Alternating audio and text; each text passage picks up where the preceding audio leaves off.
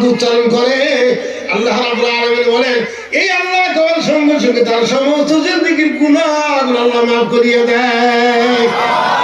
আমার বন্ধুরা আমার, তিনটা জিনিস যদি কেউ না করে, একটা হলো কুফর, একটা হলো বেদাত, একটা হলো শিরক, এই তিনটা পাপ যদি না করে আল্লাহ রাব্বুল আলামিন নবী বলেছেন আর ছোট ছোট যত পাপ আছে আল্লাহ সব কিয়ামতের দিন মাফ করে তাকে জান্নাতে দিবেন।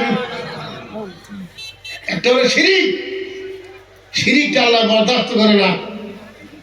আমরা বহু সময় শিরক করি, আমরা দিশাই পাই না। এখন যদি শিরকটা যদি দিশা না পাই, এখন ওই হিসাব যদি আল্লাহ জানেই না বান্দা দিয়ে দিলাম স্যার, এটা আলাদা। বহুত ভালো নামাজের উদ্দেশ্যে উঠতে গেলে সুমান দিয়ে উঠে বেদাত।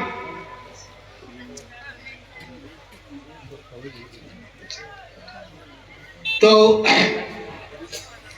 বহুতগুলো জিনিস দেখেন, আমরা যদি আসলে প্রকৃত পক্ষে ইমান বানাইতে চাই, ইমান তাজা করতে চাই, যেরকম এমবিবিএস এর ঘরে যেরকম মানুষের ভিড় করে, প্রত্যেকটা আলিমের বাড়িতে ওরকম ভিড় হতো।